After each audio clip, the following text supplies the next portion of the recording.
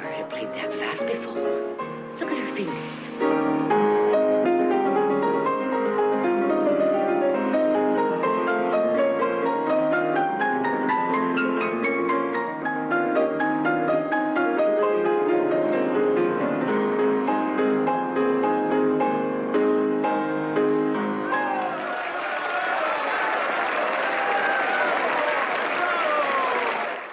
Bonjour et bienvenue dans l'émission musicale L'histoire de la musique au féminin. Pour cette 3e édition et en l'honneur des Journées internationales de la femme et de son anniversaire qui est le 8 mars, j'ai décidé de vous parler de Clara Schumann et je n'aurai pas d'invité. Pourquoi Clara Schumann? Parce que née au 19e siècle, dans ce siècle si cruel pour les femmes artistes, puisque d'une manière générale, le 19e a de toute façon privé la femme de tous ses droits, et en France, on l'a subi grâce au Code Napoléon. Donc, après le Code Napoléon, la femme est réduite à un état d'enfant. Elle n'a pas le droit d'hériter, elle n'a pas le droit de travailler, elle est soumise à son mari. Juridiquement, elle n'existe pas. Donc, dans ce 19e, qui a réellement privé les femmes du monde entier d'ailleurs de leurs droits, et spécialement les artistes qui ont souffert, qui ont été interdites de salles d'art, d'écoles d'art. Il y a une femme, malgré tout, qui semble surnager, qui semble évoluer agréablement, positivement en tout cas. Agréablement, je ne sais pas, mais positivement, sans doute.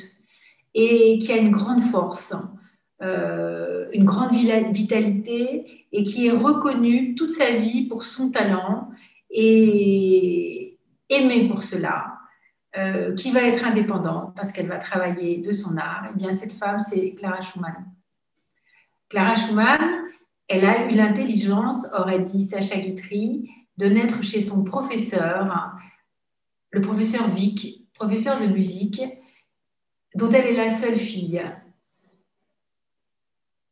Cet homme dur, exigeant, va rencontrer dans sa petite fille un être de talent, une musicienne exceptionnelle qui va savoir reconnaître. Il va donc l'éduquer en musique, en faire une pianiste internationale, et elle donnera son premier concert à 5 ans. Elle aime la musique, elle aime son père, elle évolue donc dans un climat de grâce et surtout d'acquisition de son grand talent. Et puis, on va chercher à lui donner un métier. C'est ça qui est très différent de toutes les autres femmes musiciennes du 19e, qui, au contraire, vont être éloignées de leur profession. Par exemple, c'est le cas de Fanny Mendelssohn, à qui on va dire, à l'âge de 13 ans, écoute, il faut que tu arrêtes en fait d'être compositrice, et c'est ton frère qui va être compositeur. Et toi, tu vas devenir une bonne mère de famille, et tu vas garder ce talent que tu as qui est exceptionnel. Fanny, c'est ce que lui écrira son père, dans une lettre abominable, en fait, qui va lui interdire l'accès à la musique en tant que professionnel. Et c'est donc ton frère Félix qui va faire une carrière de compositeur. Toi, ton état de femme, ta condition féminine t'empêche d'accéder à cette profession dans laquelle pourtant tu excelles.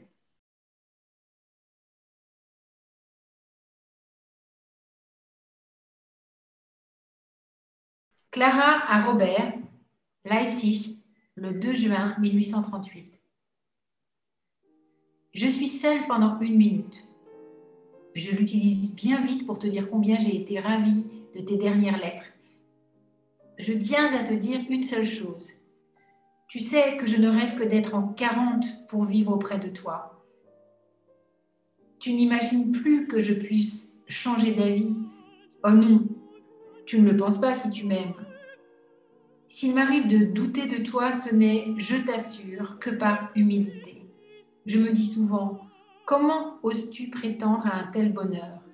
Et tout de même, Je ne vis et je ne lutte sans cesse que pour voir s'accomplir le plus cher de mes désirs. Alors, mon chéri, en 40, je serai auprès de toi. Arrive ce qui arrive, compte sur moi et ne doute jamais. Ce sera très agréable si Thérèse pouvait rester avec nous pendant les premières semaines de notre mariage. Elle m'apprendrait ce que je ne puis apprendre chez moi, car mon père ne supporte de me voir qu'au piano. Le jugement que tu portes sur mon père dans ta dernière lettre est un peu dur. Mais vraiment, j'ai beau vouloir l'aimer, il fait tout pour m'en détourner. C'est stupide qu'il se refuse à croire que tu iras à Vienne. Il sera joliment étonné. Clara. Eh bien, Clara Schumann, c'est complètement différent. En fait, son père va la pousser. Il va en faire une pianiste internationale. Et jeune, elle ira jouer à Paris sans lui, où elle se produira. Et elle va rencontrer les grands génies, ses pairs, ses confrères. Elle va être admirée par Liszt, par Chopin. Elle rencontrera bien sûr Fanny Mendelssohn.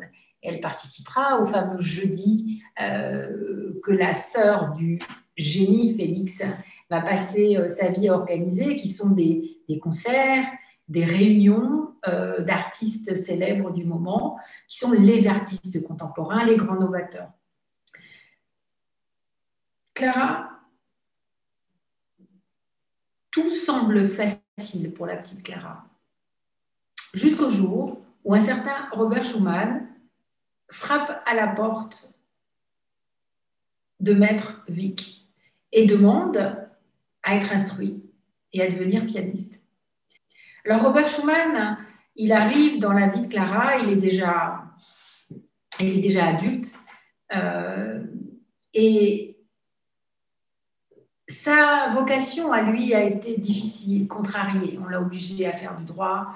Ses parents n'ont pas envie qu'il devienne musicien, pianiste et surtout pas compositeur. Donc c'est un être hyper doué, mais fragile et fragilisé par le fait qu'on n'a pas voulu en réalité suivre ce talent. Donc la rencontre va exister. Au début, elle sera juste charmante. Ça sera une espèce de grand frère finalement qui racontera des histoires assez fantasques à Clara qui les aime parce qu'elle a cette poésie, cet amour du fantastique et du fantasme qui est partagé par tous les artistes romantiques et spécialement les romantiques allemands qui aiment les légendes, qui aiment les histoires où les gens se transforment en oiseaux, la poésie qu'on va retrouver ou en d'autres animaux, par exemple, mais où le quotidien harassant et grincheux des provinces allemandes est sublimé par le rêve et par la poésie.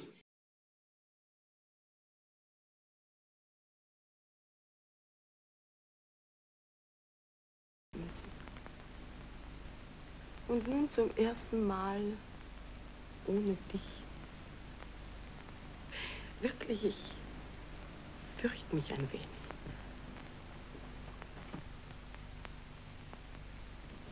Sei stolz darauf, dass Fleiß und Talent uns so weit gebracht haben, Clara.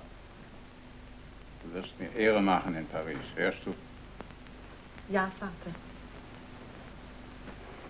Du wirst an nichts anderes denken. Du wirst an niemand anderen denken. Nur an die Kunst.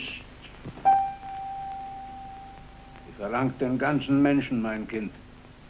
Man kann nicht teilen, wenn man Großes erreichen will.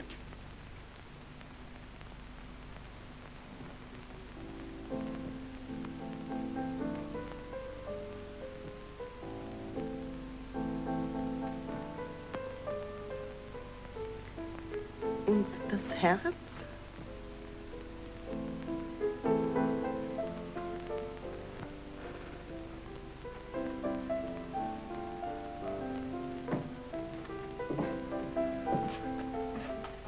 Auch das Herz gehört der Kunst.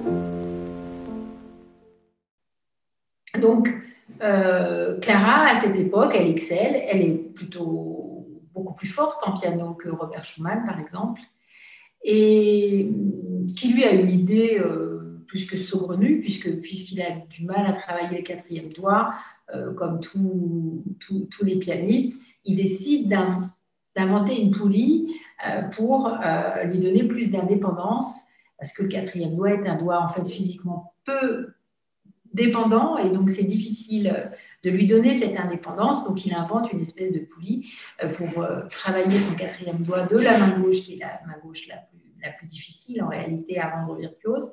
Et puis un jour, il tape sur sa poulie et se casse le doigt, et c'en est fini de sa carrière de pianiste.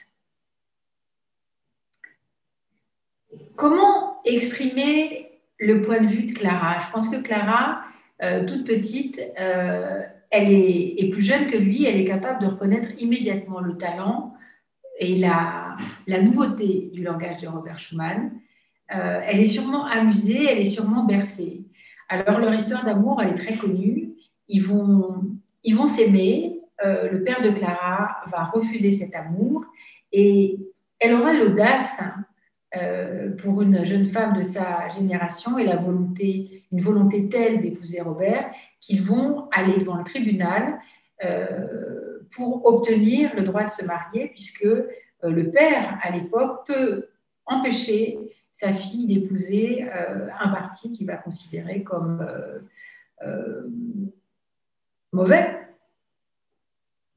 Donc, on va trouver déjà, en dehors du fait qu'elle a cette force de caractère, ce talent merveilleux, cette lumière en elle,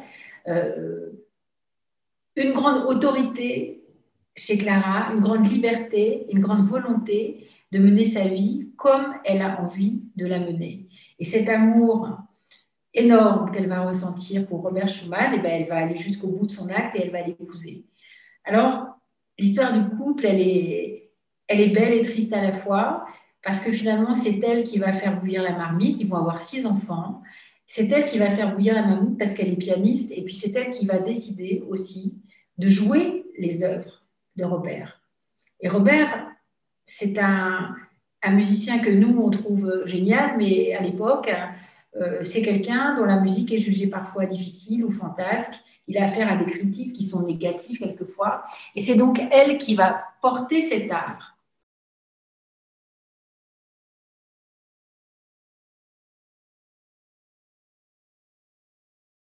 Clara à Robert, 1er janvier 1839.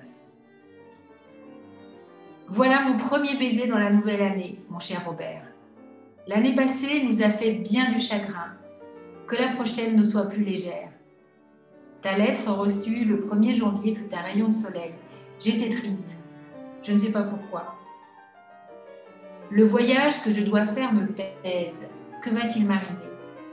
Celui qui, jusqu'à présent, m'a protégée ne m'abandonnera pas maintenant. Je pars seule avec cette Française. Mon père est retenu par ses affaires et m'a dit qu'il n'irait pas à Paris. Il considère comme son devoir de ne pas me venir en aide afin que je ne puisse pas atteindre mon but. Il pense que je gagnerai moins d'argent s'il ne me rejoint pas à Paris. Je crois qu'il viendra quand même, mais je dois dire que l'état d'esprit de mon père, lui, se croit dans son plein droit, m'a profondément chagrinée. Mon cœur est lourd de tristesse. Demain, je pars toute seule avec une personne qui m'est complètement étrangère. Et j'ai emballé tes compositions, Toccata, Fantasiestücke. J'ai dû lutter pour le faire, mais j'ai dit « je veux ». 11 heures sonnent, je tombe de fatigue. Je vais passer 3 nuits en route. Bonne nuit, Clara. Et puis, il ne faut pas oublier aussi que c'est un couple d'amoureux et que lui, Robert, n'est pas un type d'homme du 19e qui a envie de brider sa femme. Et il sait voir aussi que c'est une compositrice. Et en fait, cette fille est extraordinaire parce qu'elle a un peu tous les talents. Quand on la voit, quand on voit les portraits d'elle jeune, déjà, c'est une fille absolument ravissante. Elle a un port de tête, un regard. Elle est incarnée, elle a une beauté incarnée, elle n'a pas une beauté stupide, elle a une beauté pétrie d'intelligence, de don. Elle a cette lumière intérieure qu'ont les artistes. Et donc, elle écrit de la musique. Elle écrit très bien de la musique et très facilement. Et donc, au début de leur mariage, ils vont même décider de s'offrir des leaders. C'est un jeu amoureux, je t'écris un leader et toi, tu en composes un autre. Et ils vont écrire comme ça un cycle de leaders, Frühlingsliebe. Et quand on écoute Am Strand, par exemple, qui est le premier leader de Clara Schumann, qui sera interprété en même temps que la première symphonie de Robert Schumann, on est fasciné par la liberté d'écriture, par la qualité d'écriture et par la nouveauté. Parce que c'est quelqu'un qui a d'emblée écrit dans ce nouveau style romantique qui éclate les formes, qui intègre la variation à une forme et qui donne une grande subtilité à la musique, en fait, qui écarte des critères classiques, qui repousse les murs, on pourrait dire, pour être simple.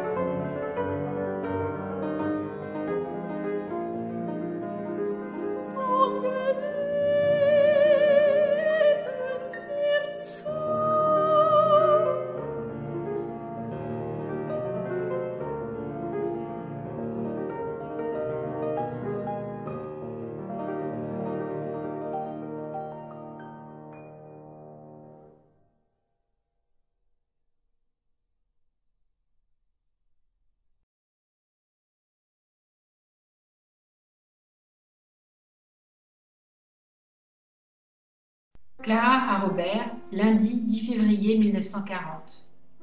J'ai très peur pour demain, d'autant plus que le piano, c'est un autre que celui que j'ai eu à la Philharmonique, est extrêmement difficile à jouer.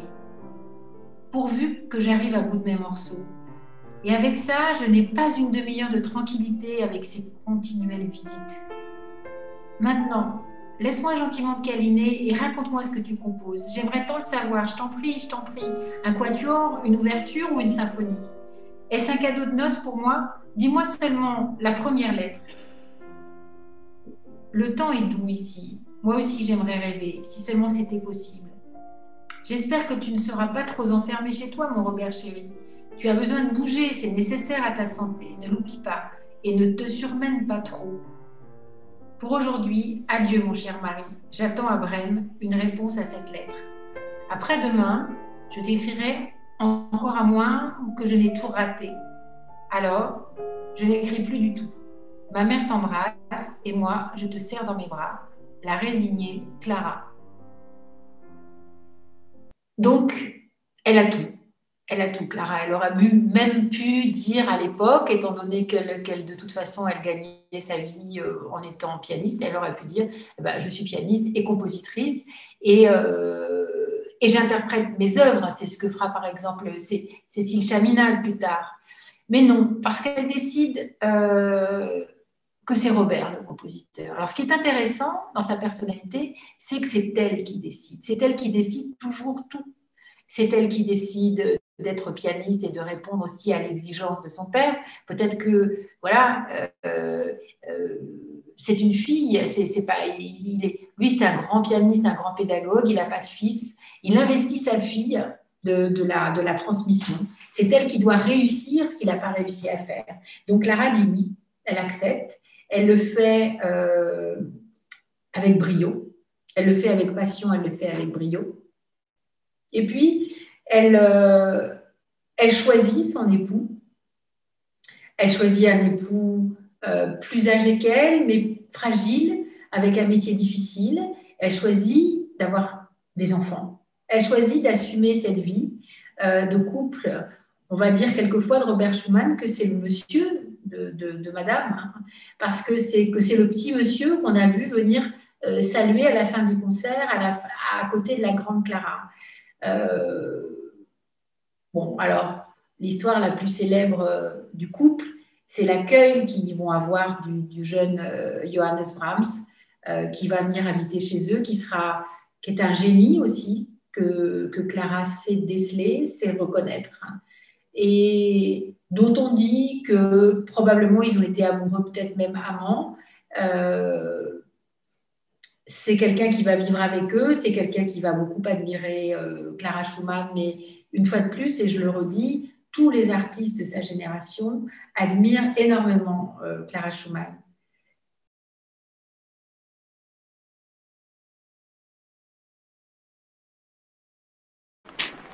Oh, I apologize. How long have you been waiting? Oh, it's quite all right. She just forgot me. Joachim. How is he? He was very well when I left him. Oh, sit down, please, sit down. Let me say, Professor Schumann, there is no one with whom I would rather study. I know that I'm young. Oh, never mind all that. Joachim thinks the world of you. That's enough. Play something you've written. It's a rhapsody.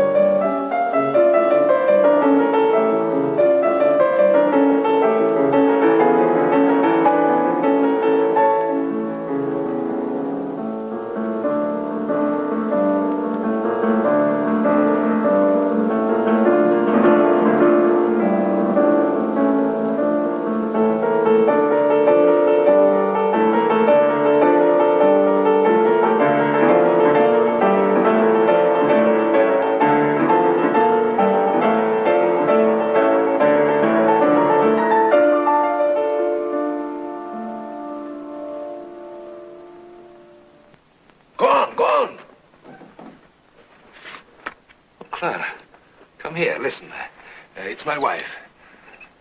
Please go on. Well, take off your coat. You'll be more comfortable. Who is he? Oh, a young composer. Joachim sent him. Yes, Robert, but who is he? Who? Oh, Brahms. Johannes Brahms. Go on, continue.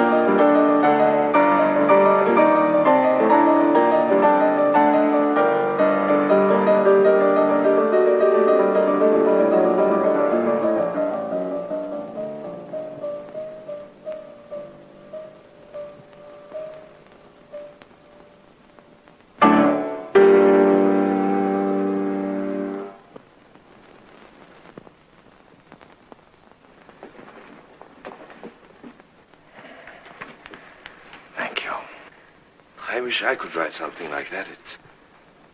It's different, it's strange, it's a new kind of music. It's magnificent. Why do you even want to study with me? You're joking. Oh, no. Professor Schumann, ever since I learned to play, ever since I first listened to music and knew what it was, your music, I want to study with you. I suppose it's because I respect you more than any other composer in Europe. I suppose you know, Mr. Brahms, there are a few musicians here and there who share your enthusiasm, a critic or two in unimportant cities. We do get very nice letters now and then. We get along. I teach, I do a little criticism for a few publications. I write my music. We wait. I hope we live long enough. This is a large house. Would you care to live with us while you study? I would like it. You can pay for your board, I hope. Clara, elle aura du mal quand Robert va devenir fou et va tomber malade. Elle ira le voir assez peu à l'asile. Elle aura trop de peine, peut-être, de voir son grand génie sombrer dans la folie. Elle dira de lui que les derniers passages de sa vie, elle l'a vu quand les derniers moments de cohabitation ou les dernières fois où elle l'a rencontré, elle a été terriblement choquée par sa tristesse, mais que le pire pour elle, c'était les grands moments d'euphorie et de joie qu'il avait, où elle se rendait compte qu'il était complètement perdu. Et elle dit que c'était finalement ces moments-là qui étaient le plus difficile pour elle à vivre. C'était de le voir sombrer dans l'euphorie, en fait. Robert Schumann a réécrit des œuvres à la fin de sa vie. Il a perdu vraiment des notions de temps et il était schizophrène, donc tout contact avec la réalité. Et il a demandé à être enfermé puisqu'il a fait une tentative de suicide dans le Rhin et puis il a eu peur. Il a eu peur pour sa famille, pour ses enfants. Il a eu peur de devenir méchant avec eux, en fait, de devenir dangereux pour eux. Clara a terminé sa vie seule, avec les enfants, les vivants. Elle restera, je pense, dans les mémoires féminines, dans les exemples des musiciennes, tous siècles confondus, l'image d'une réussite musicale. Et c'est ce qu'elle a d'exceptionnel. C'est ce qu'on retrouve dans sa beauté, dans ce calme qu'elle semble transmettre autour d'elle. C'est-à-dire que Clara Schumann, c'est pas une femme souffrante. C'est une femme qui a dû souffrir, qui a dû avoir de la peine, du mal, qui a eu affaire à beaucoup de difficultés, d'éventualités et de tristesse et de misère. Et puis surtout la grande douleur de perdre l'homme qu'elle avait choisi et qu'elle aimait énormément. Mais elle a une force. Et elle a cette force d'incarner la musique au 19e, le siècle qui a interdit à toutes les femmes de franchir la porte de la composition, par exemple.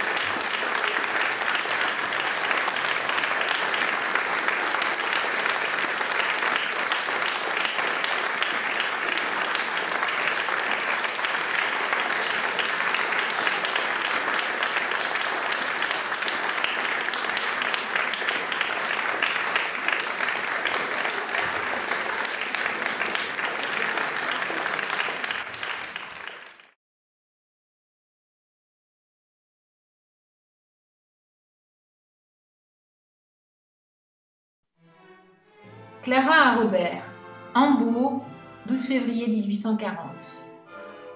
Soupçonnes-tu que ta dernière lettre m'est arrivée juste 1 heure avant mon concert? Tu ne peux pas t'imaginer combien elle m'a rendue joyeuse. J'ai perdu toute peur et j'ai joué le concerto de Chopin plutôt bien. J'ai été contente de moi et tu sais que c'est l'aveu en d'Irlande. La salle était pleine. Le public me reçut avec un grand et continuel enthousiasme et devint de plus en plus chaud jusqu'à la fin. Pendant le caprice de Thalberg, il m'arriva un accident. Tu sais que je suis assise sur le boîte du souffleur et celle-ci bougeait tout le temps et craquait chaque fois que je jouais les notes aiguës. J'ai eu une peur terrible de défoncer le truc, ce qui m'a fait moins bien jouer, mais je ne crois pas que le public s'en soit aperçu.